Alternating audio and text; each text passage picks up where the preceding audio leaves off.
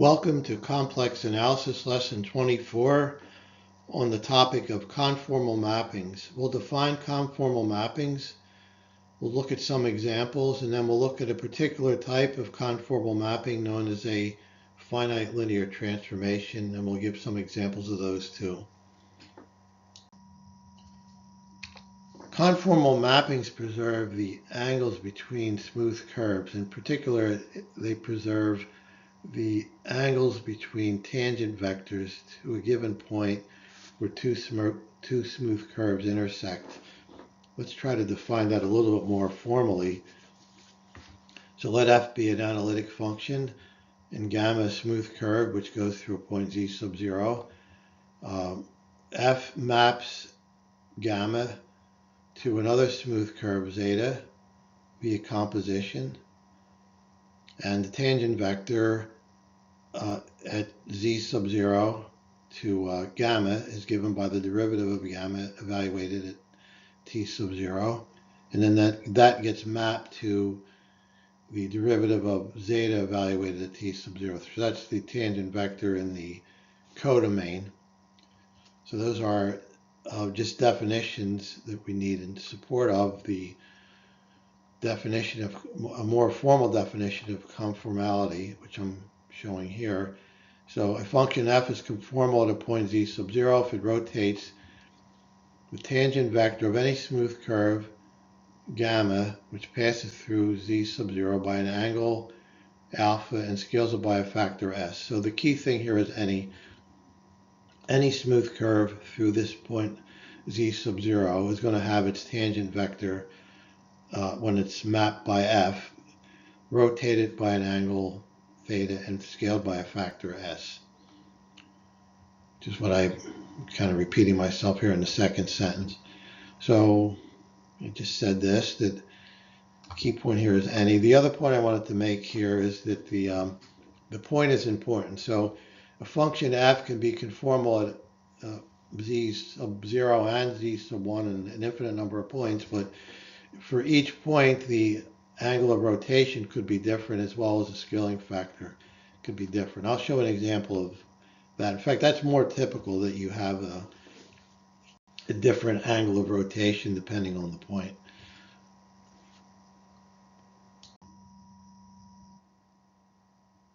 So here's a picture of what I was saying in the previous slide. We have two smooth curves in the domain of a function f. We have z sub 1, z being the Greek letter here, z xi. So z sub 1 is that, and then z sub 2 is this curve here. They intersect at a point z sub 0. So when you evaluate z sub 1 at t sub 0 and z sub 2 at t sub 0, you get z sub 0. And the tangent vectors are given by the derivatives, which I've drawn here. So derivative of z sub 1 at t sub 0 is this tangent vector, and then the derivative of z sub 2 at t sub 0 is this tangent vector. And the angle between them is alpha.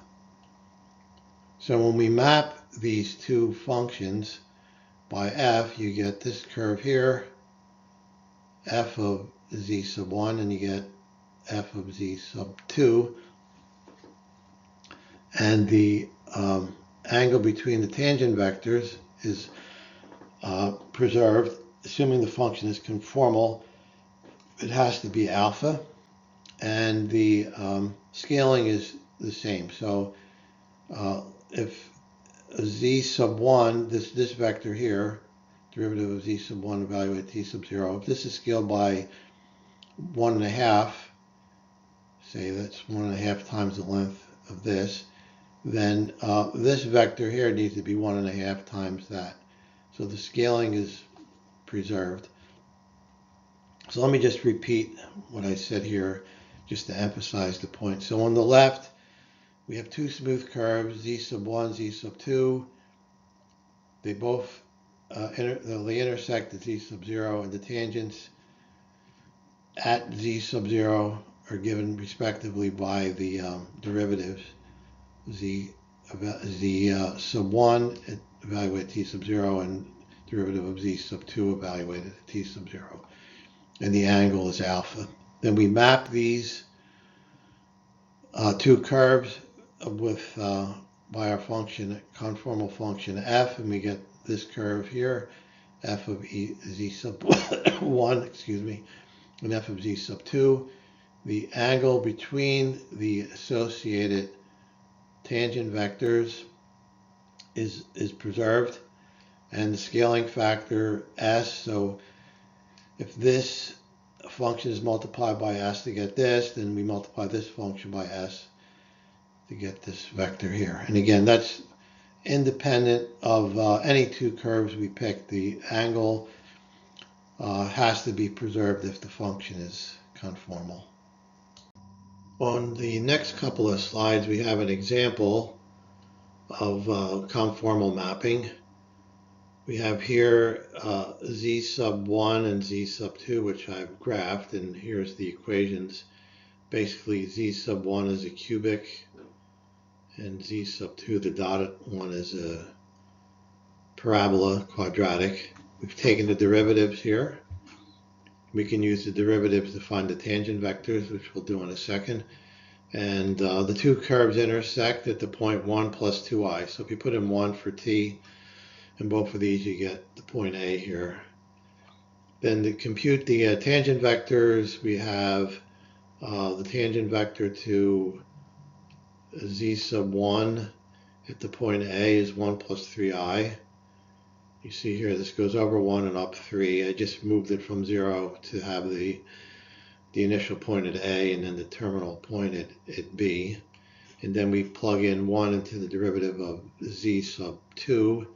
We get 1 minus 2i, which would be 1 minus 2i be here. But again, I moved it up so that the vector is at A. The initial point is at A. So we have our two tangent vectors at this point, and the angle is 135. You can compute this using basic trigonometry, which I didn't show here. Okay, what we're going to do on the next slide is show this function, these curves mapped by z squared, and then we'll show that the function evaluated at the where f of maps 1 plus 2i in the codomain, will show that the tangent vectors there also intersect at 135, and we'll also show that the scaling factor is the same in both cases. Continuing our example, we have f of z equals z squared, so we want to find f of z sub 1 and plug that into for z, square it, and we get this equation. Then we take the derivative of this polynomial and this polynomial. It's pretty easy. And we get f of z sub 1, the derivative of that. We do the same thing for z sub 2. Square this. We separate into the real and imaginary parts. Take the derivatives. We get this here. Then we determine what 1 plus 2i. Remember, that was the point of intersection. Excuse me, in the domain. So we plug in 1 into this and this, and we get minus 3 plus 4i. So that's the mapping of z sub 0 in the codomain. And what we want to do next is find the tangent vectors at this point and demonstrate that they both, the two tangent vectors also have an angle of 135 between them. We'll do that in the next slide. So continuing with our example, we're going to compute the tangent vectors to the curve f of z sub 1 and f of z sub 2. And that's just a matter of plugging in 1 for the derivative of f of z sub 1. And we get minus 10 plus 10i. And I just moved the vector from the origin up to here, so that's the vector dE. And then we take the derivative of f of z sub 2 evaluated at 1, and we get 10. So that's this vector here. And again, I moved it from 0 to 10, and I just moved it so the tail is at D. And what we have here, A, B, and C, these are the vectors from the before the mapping. So I kind of blended in here. This is from the domain and this is from the codomain after the mapping. I just wanted to show that them on the same graph. So if we compute the modulus of these vectors here, so first we'll compute the modulus of e sub 1 derivative evaluated at 1, and that's the square root of 10. So that's this one here, AB, it's the length of AB. And then we compute the modulus of f of z sub 1 derivative evaluated at 1, and that's the square root of 20 times 10. So that's this one here, dE. So if you take this length here and you multiply by the square root of 20, you get the length here. And then we do it for, we take the modulus of z sub 2 derivative evaluated at 1, and that's the square root of 5. So that's this distance, AC. And then we take the derivative of f of z sub 2 evaluated at 1, and that's 10. But we could also write that as the square root of 20 times the square root of 5, and that's this here. So our scaling factor is the square root of 20. If you take either one of these two lengths, you multiply by the square root of 20, and you get either this one, or if you multiply this one by the square root of 20, you get the length of this vector here. So that's what we stipulated or stated in terms of the behavior of a conformal mapping. We preserved the angles, which I already mentioned here. It's 135 degrees before we mapped it under the function f of z equals z squared, and it continues to be 135 degrees between the tangent vectors after the mapping. And as I just stated, the scaling factor in this case is the square root of 20. As I mentioned previously, and I'm going to prove here, if f is analytic in a domain D, and z sub 0 is an element of D, and the derivative of f evaluated at z sub 0 does not equal 0, then f is conformal at z sub 0. So we get a whole collection of conformal functions just by looking at our already known list of analytic functions under the condition the derivative at the point of interest doesn't equal 0. And we also have, in addition, the tangent vectors to the smooth curves through the point z sub 0 are rotated and scaled by the complex number given by the derivative of f evaluated at z sub 0. So we can prove that here. We let the z of t be a smooth curve that passes through z sub 0. So in other words, z of some real number t sub 0 equals z sub 0. The curve z of t is mapped to f of z of t by the analytic function f.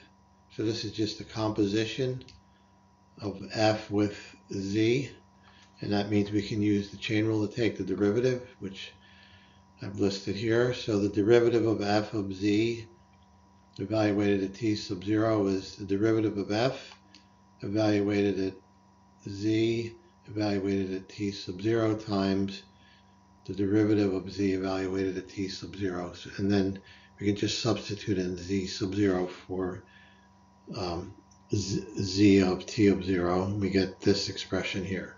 So that gives us the second part of the theorem, and also the first part. So this is just a complex number. It has, say, radius or modulus r and angle theta, and that gives, when we multiply it times this tangent vector, that gives us the scaling factor r, and then the rotation angle, which is theta. So that's what I just said here, and that's gives us the proof. And then I want to mention that conversely, any conformal mapping which has continuous partial derivatives is analytic. So we have the opposite or the converse of this theorem also being true. So let's do an example of the formula that we derived in the previous theorem. We'll take f of z equals z cubed. Take the derivative here. It's either 3z squared in Cartesian coordinates or 3r squared e to the 2 theta in polar form. Let's pick the point 1 plus I, which can be written in polar form as the square root of 2 e to the pi over 4 times I. We'll evaluate f, the derivative of f at this point, z sub 1, and we get 3 times r squared, so square root of 2 squared, and then e to the 2 theta, so 2 times pi over 4, that's pi over 2, and that equals 6 e to the pi over 2I. So a tangent vector to any curve z passing through the point 1 plus I is multiplied by 6 e to the pi over 2I when acted upon by f of z. So in other words, the tangent vector of any curve z passing through the point 1 plus I is scaled by a factor of 6 and rotated by pi over 2. So if we picked another point z sub 2 equals I, which in polar form is e to the pi over 2I, then the derivative evaluated at I is 3 e to the pi I, and in this case the scaling factor is 3 and the rotation angle is pi. So just emphasizing the point here that the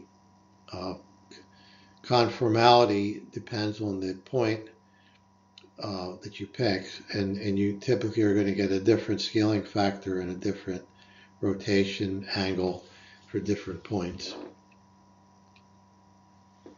Okay, and we have a second example here. F of z equals the conjugate of z, and that's not conformal, even though it preserves the length of tangent vectors. Scaling factor is 1, and the angle between the vectors, it just reflects them about the real axis. And that's in fact the problem. Even though it preserves angle, the orientation is changed. So you're going from, say, if the angle between the two tangent vectors is, say, 45 degrees, then after you do the reflection, it's minus 45 degrees. So the orientation is changed, and that violates the rule or the definition of conformality. We can use the concept of conformal mappings to prove a theorem we proved in the previous section in a different way. You can recall we had a harmonic functions that make up a analytic function f of z here, and the level curves, if you recall, we proved that they intersect at right angles. So we have here a function f of z, and the level curve of the real part, u of xy equals a, and the level curve of the imaginary part, v of xy equals b, and these intersect at a right angle. We can prove that again using the idea of conformal mapping. So let's go through that. We have f of z is an analytic function and therefore conformal, and it equals u of xy plus I of vxy. And as we know from the previous lesson, these are harmonic functions because f is analytic. And we're going to look at the level curves, u of xy equals a and v of xy equals b, where a and b are real valued constants. And we assume that u of xy equals a and v of xy equals b intersect at some point z sub 0, and the derivative of f at z sub 0 is not equal to 0. If you recall from the last slide, that was a condition for an analytic function to be conformal. So the image of u of xy equals a is mapped by f to this vertical line here, w equals a plus iv, and the image of v of xy equals b is mapped to the horizontal line. So the images of u of xy equals a and v of xy equals b intersect at right angles, and at a point f of z sub 0 equals w sub 0, this point here, and but we're given that f is analytic, and f of the derivative of f of z at z sub 0 doesn't equal 0. So f is conformal at z sub 0, which implies the angles between tangent vectors to smooth curves are preserved. So whatever the angle is here, it's got to be preserved in the codomain when we map it. But we know that the angle in the codomain is 90 degrees, right angle, which implies that this must have been a right angle in the domain. So we've basically proven, we've given an alternate proof of theorem 150, saying that the intersection of level curves of the harmonic functions making up an analytic function intersect at 90 degrees. So we have a second way of proving the same thing here. Functional linear transformations, sometimes known as Mobius transformations or bilinear transformations, are a particularly useful type of conformal mapping. They're used in hyperbolic geometry, analytic number theory, and control theory. So they have this form here, AZ plus B over CZ plus D, where A, B, C, D are complex numbers, and AD minus BC doesn't equal 0. This condition is imposed so that f of z is not a constant. We'll prove that in the subsequent slide. And we can also talk about FLTs at the point of infinity. If z goes to infinity, then and c is not equal to 0, then you just get a over c. And if c equals 0, then you just have a dz plus b over d, and that goes off to infinity. And then if you take z equals minus d over c, you notice here on the bottom you're going to get a 0. And so again, that the function goes off to infinity in that case. So we've defined it in this way in terms of the point of infinity. So let's prove the theorem that we stated on the previous slide. A fractional linear transformation is constant if AD minus BC equals 0. There are two cases. When C equals 0, our function f of z equals ADZ plus B over D. And we know D doesn't equal 0, otherwise this would be undefined. And because we assume C equals 0, and from this equation here, we have AD equals BC, but C equals 0, so both of these products equal 0. And we go ahead and multiply FZ by D, and we get AD times Z over D plus B, and then AD, as we noted here, is 0. And so you get just B, and that implies that f of z in this case is b over d, so that's a constant. If c doesn't not equal 0, then we can write a over c times cz plus d equals, the c's cancel out here, you get az plus ad over c, and that equals to az plus b. That's from this equation up here. And so we can just rewrite f of z in that case. We substitute for az plus b, az plus ad over c, which equals this, ac times cz plus d. So we put that in here. And then you notice the az plus d's cancel out, and you just get ac. So again, we get a constant.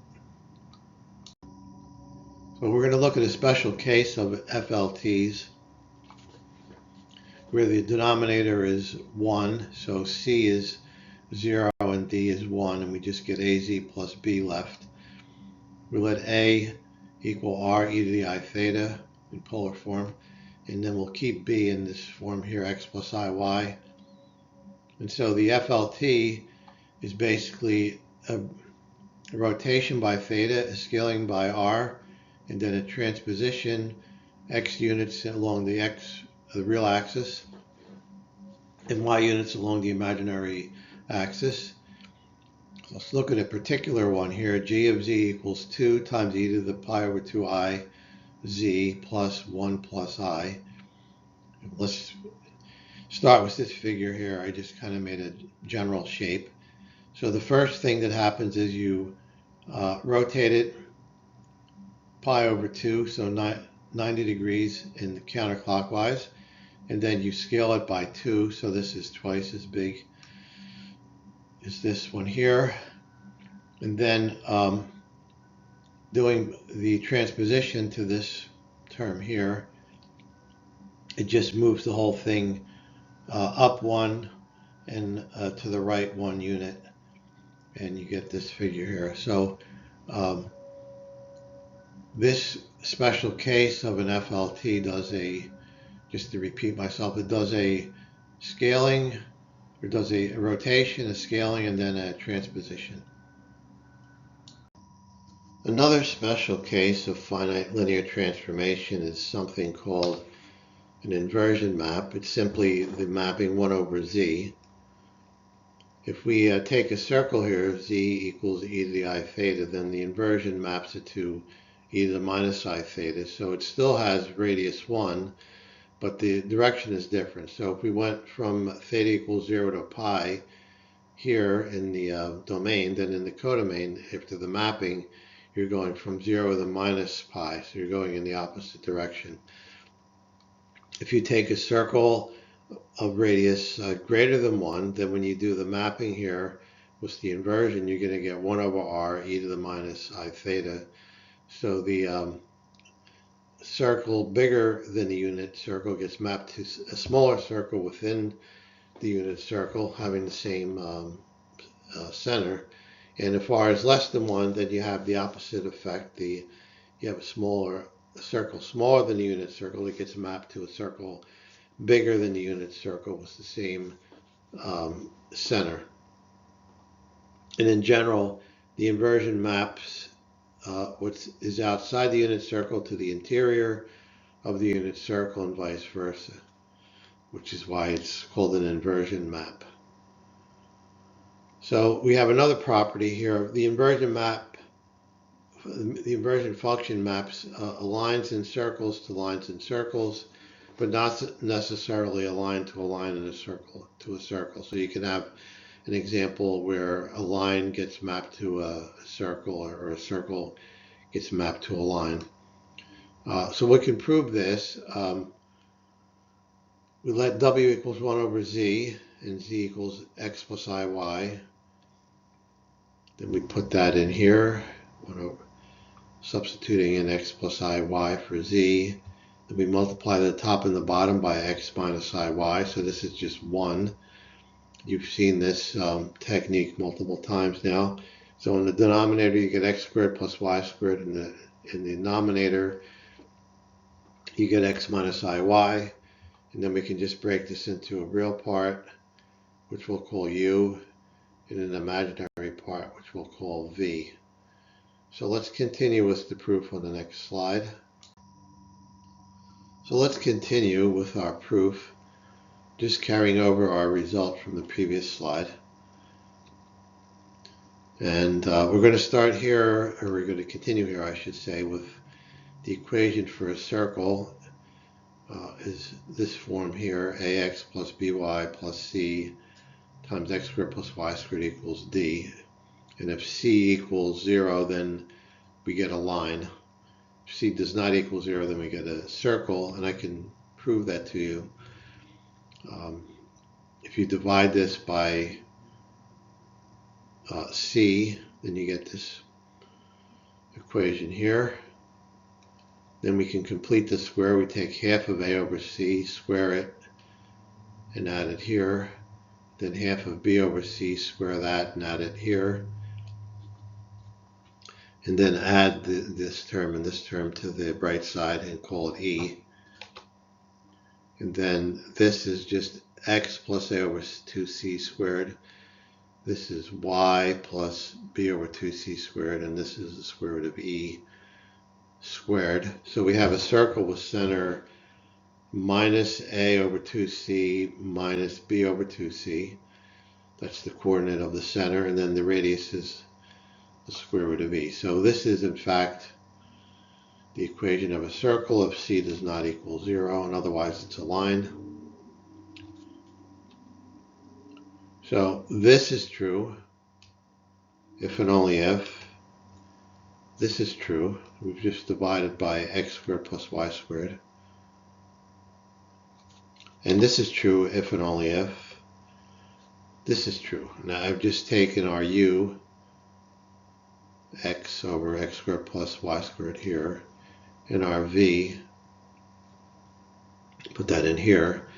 And then if you take u squared plus v squared, so in other words, if you square this and square this, then you're going to get x squared plus y squared, and then you have x squared plus y squared squared in the denominator, and that's equal to u squared plus v squared. So what we've shown is thus a line or a circle in the domain in terms of x and y is mapped to a line or a circle in the codomain in terms of u and v.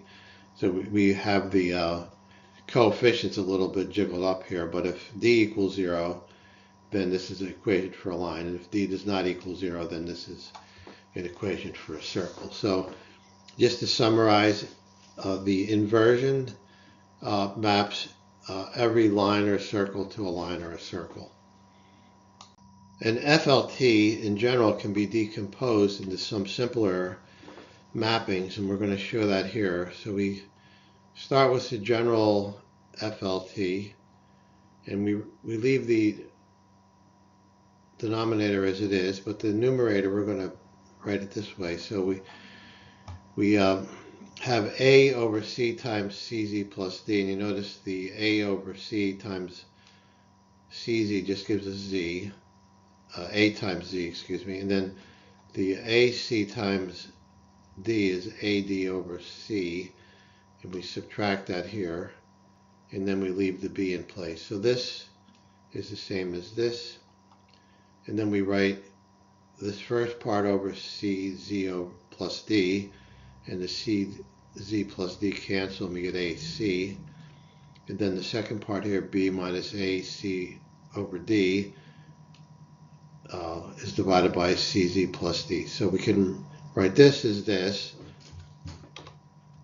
and then we let a equal a over c, it's capital A, because this is just a constant, and then we let capital B equal b minus ac over d, and we get this format here.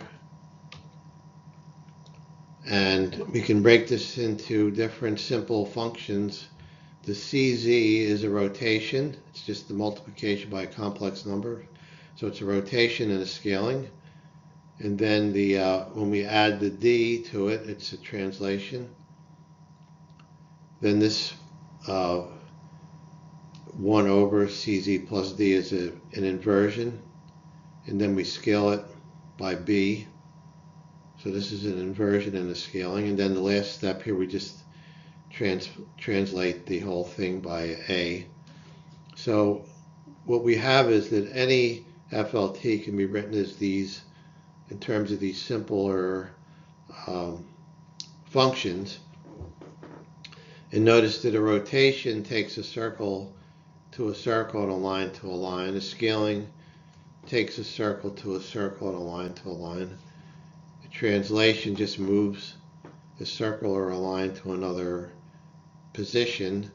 And then the slightly more complicated case was the inversion, where we can map a line or a circle to a line or a circle. And I'll show you in the next case, the next slide, where it's not always a line to a line or a circle to a circle. So let's do an example.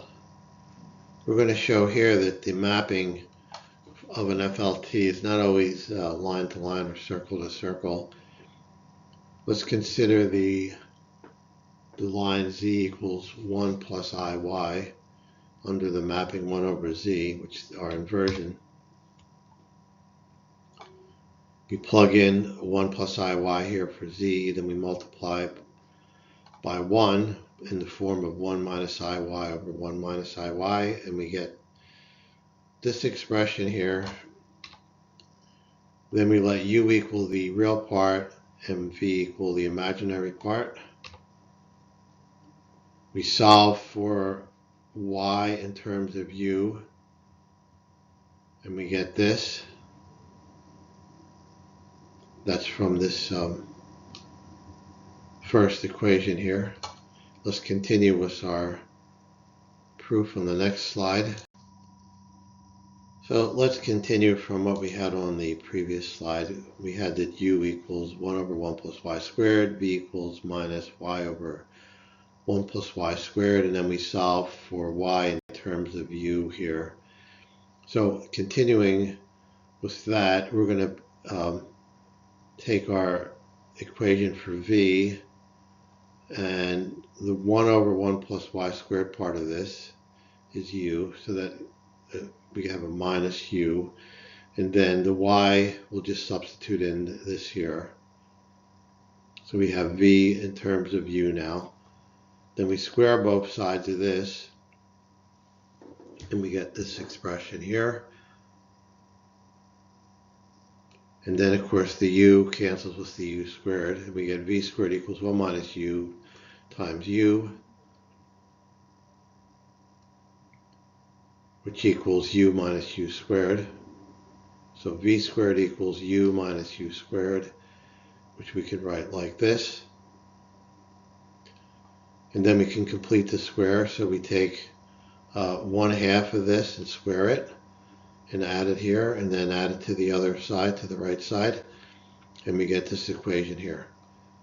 So what we started with is a line, and then we've shown now that that line gets mapped in the codomain to a circle of radius 1/2 with center 1/2, 0. Before we conclude this lesson, we're going to do one more example, and it's this a finite linear transformation here, z minus I divided by z plus I. We're going to show that it maps the real axis to the unit circle and the upper half plane to the unit disk. So let's start with the real axis. X equals 0. We plug that into here, x into for z. We take the modulus at the top and the modulus at the bottom, and of course we get the same thing because the minus 1 squared just gives us a 1 here, and then so we get the same thing in the numerator and the denominator, and that's 1.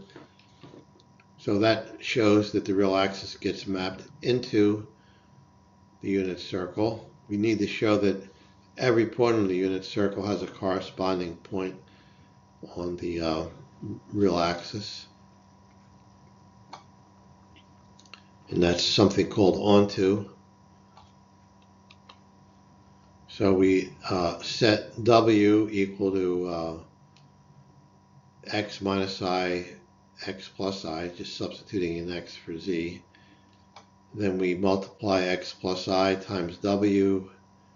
We multiply this out. And then we take the x onto this side and the wi to the right side, so we have just x on the left. We factor the x out and then divide by w minus 1 into the right side, and we get here x equals minus I times w plus 1 over w minus 1. So for every w on the unit circle, there's a corresponding x that gets mapped to it. Okay, we're almost done with the first part of the proof, except we showed that there's a value x for every w on the unit circle that x maps to it, but we haven't proven that x is a real number, and that's actually not that easy to prove. It takes a little bit of work. So we have W is on the unit circle, which means that if we write it in this form here, then that means that a squared plus b squared is 1. And we substitute in W or we substitute in a plus ib for W in the equation we derived for x on the previous slide. And we get this here. Then we just collect the real part, which is minus I times bi, that's a b, and then the minus I times a plus 1, the imaginary part. We do the same on the bottom. We have the real part a minus 1 and the imaginary part bi. Then we multiply the top and the bottom by this here, a minus 1 minus b minus I. And on the bottom, on the denominator, we get a minus 1 squared b plus b squared. And on the top, we get b times a minus 1. And then this and this, when you multiply them together, the minus I times minus I gives a plus 1. And then it's b times a plus 1. And then b times minus bi is this term, and then b times, and then, excuse me, minus I times a plus 1 times a minus 1 is this term. And then we collect some terms here where we reduce, I guess I should say, so we get a squared minus 1. So that's this one here, and then the minus b squared I is here. And then if we expand these two out, the minus b and the plus b cancel, and we get 2ab. And in the denominator, I multiplied out a minus 1 squared to get this here. We can do some further reductions because a squared plus b squared is 1. Right, we had that from the start, so we get that as just 1 plus 1, we get 2 minus 2a. And in the numerator, we can take the minus I a squared and the minus b squared I. And that's this here, but then again, a squared plus b squared is 1. So you get a minus I and a plus I from the this minus I times minus 1. And so these two terms cancel, and we're left with the 2b. And then the 2's cancel out, and we get ab over 1 minus a. So the what we're left with is a real number. So we've finished the first part of the proof. We need to go to the second part of the proof, which I'll do on the next. Second part of the proof involves showing that the upper half plane gets mapped to the interior of the unit disk. If z is in the upper half plane, it equals x plus iy with y greater than 0. And if y is greater than 0, then we have this here. The modulus of y plus 1 is greater than the modulus of y minus 1. For example, if y was 10, then 10 plus 1 is 11, and 11 is greater than 9. Then the modulus of z plus I, using z as expressed here, is equal to x plus I times y plus 1, but then we have our inequality here, so this is greater than this. We have y minus 1. And this is just equal to the modulus of z minus I. Then we divide the left-hand side here into the right-hand side. And we get that the modulus of z minus I divided by z plus I is less than 1, which shows that we're mapping z into the interior of the unit disk.